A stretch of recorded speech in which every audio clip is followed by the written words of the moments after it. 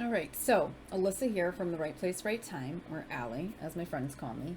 And today we're going to be talking about a few fears that I had that nearly kept me from writing my memoir. Specifically, today we're going to focus on my number one fear was being sued, right? So, what can somebody sue you for when you're working on a book? Well, I'm a memoirist. I write memoir. I write nonfiction. I write about real life and real people. And so that always comes with the risk of having somebody not like what it is that you are saying about them and suing you for defamation or libel, which is basically ruining somebody else's reputation. The actual Google definition, if you would like the specific definition, is the action of damaging the good reputation of someone, slander or libel. Another synonym that shows up is character assassination. So, obviously, we don't want to be sued for these reasons when we're working on a book of memoir. But that shouldn't stop us from telling our truth and our true stories and being authentic in the retelling. There are not good people in the world. There are also no perfect people, right? The characters in our lives, the people that make it into our books, they are three-dimensional beings, just as we are, right? Nobody has, nobody goes around life without there being some flaws, right? We all have them. But that doesn't mean that people want them in the book. So part of it is like, is it truly legal defamation, as in you are maybe saying that they committed some sort of felony or misdemeanor act? Or is it like you depicted them as not being a very kind person, right? So you're going to have to really know and understand kind of the difference between like what is truly something that someone can sue you for versus what might just make somebody not like you. For me, when I was thinking about writing my memoir, I was really concerned about hurting people's feelings. I wasn't so concerned about maybe people suing me thinking that I had said that they had done some criminal act or had broken the law or anything like that. But I did worry that there might be some kind of characteristic or moment that I talked about that would make them unhappy. So what did I do to try to avoid that? Well, so number one, for as many people as possible, I tried to let them know that they were going to be in my book. And I tried to let them know in what capacity. Were they going to be in there a lot, just a little bit? Was it going to be 10 chapters, 2 chapters, one scene? And what were those chapters or those scenes about? Was it something that they were comfortable with? The other thing I let them know was that their name was going to be changed and there wasn't going to be any identifiable information used about them. So when you're writing a character that's a real person, best practice, like, don't go with their real name, don't state their town or street address, don't, describe them down right to a perfect T so that anybody reading it could know with 100% certainty that it's them. Obviously, the people who know me super well, even with the few qualifiers or characteristics that I gave my characters, knew who some of these people were in my life. I can't get around that, and neither can you. Your family and your closest friends who know your story and know the people who have been in it, as you've grown up and as you've gone through these trials and tribulations, they're going to know who you're talking about. But the majority of your readership will not, or at least the people who do know you but don't know you super well, like, shouldn't be able, without a shadow of a doubt, be able to pinpoint that that's that person, right? Keep them guessing. When you're looking at how to describe somebody to make it authentic, pick one or two characteristics that are authentic to them, real to them, but you don't have to give them every single detail, right? You don't need to say that they have the mole the shape of Texas on their left calf, or that they were distinguishable by that gait, the way that they walked, right? So you can be true and you can be authentic to your story and to your characters, but without having to give away entire identities and pissing people off.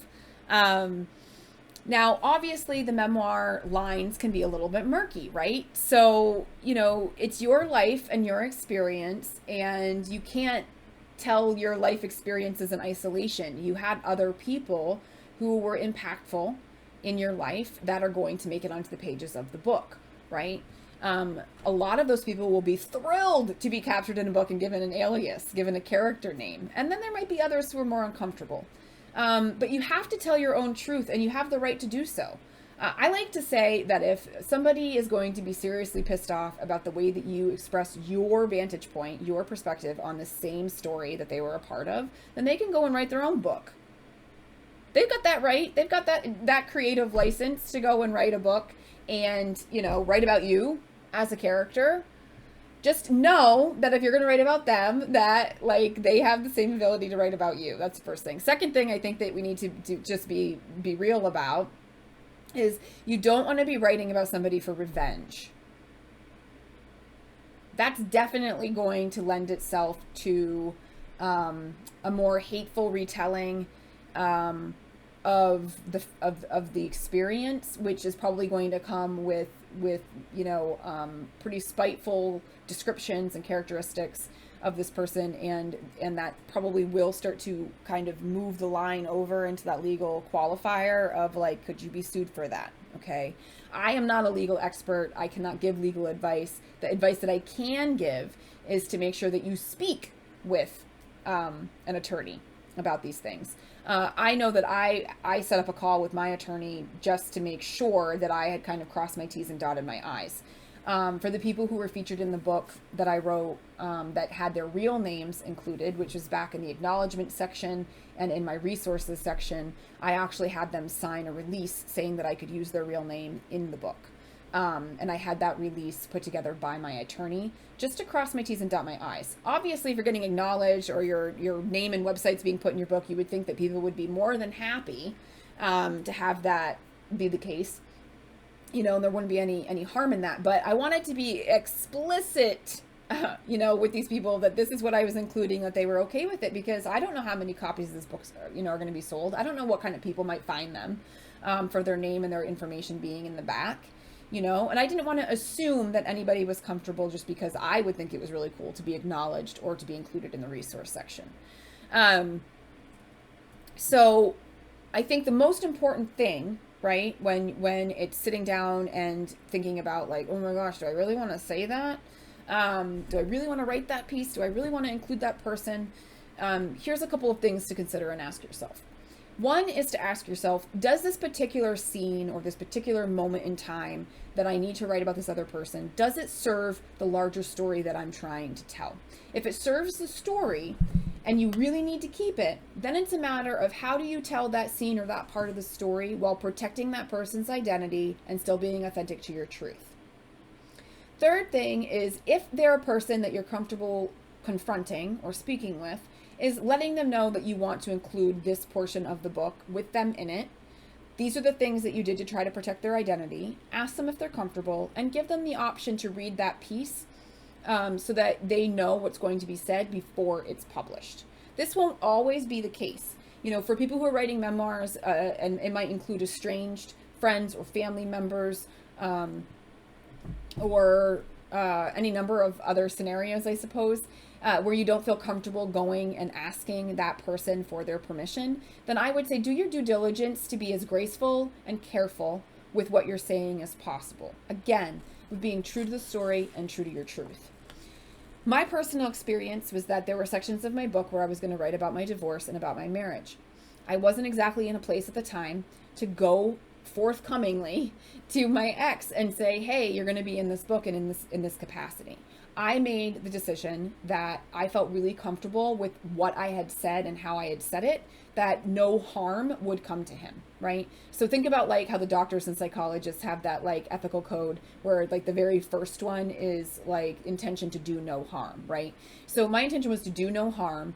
And the other thing that I put in place, since I wasn't going to have him actually read it and I didn't have the conversation with him, though in hindsight now I wish I had, one thing that I put into place to be an extra kind of added assurance for myself was I had a wave of beta readers. I had 3 different waves of readers, and I asked them every single time, how do you feel about the chapters that include like me and my ex-husband and my divorce and my marriage?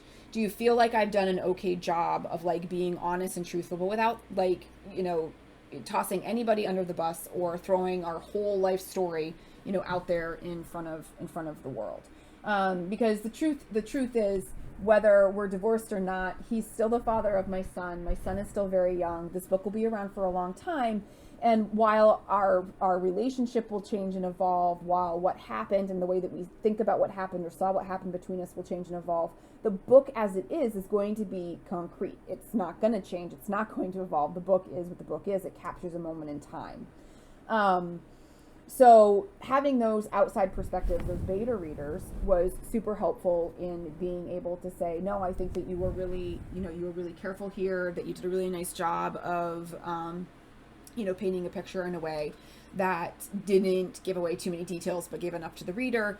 And so they were able to talk about the crafting of those sections with me to make sure that the book was still sound, my story was still honest and truthful, but that he wasn't going to get hurt in the process.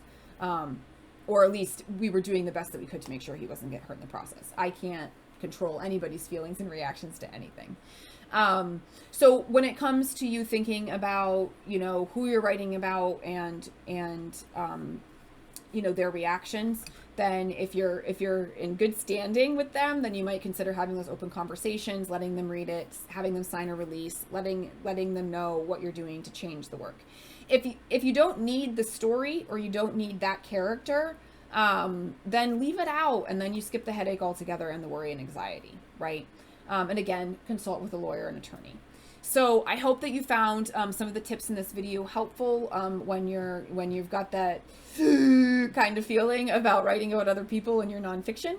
And of course, you can find me at therightplacerighttime.com, where you can contact me. And if you're looking for a way to consult and get started on your memoir, then I would be happy to talk to you about one of my packages and to work with you. Otherwise, connect with me online and keep checking out these videos.